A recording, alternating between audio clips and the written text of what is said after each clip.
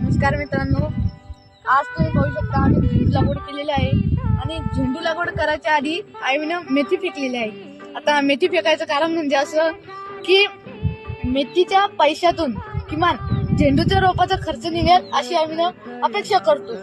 आणि हा झेंडू 70 दिवसात येतो.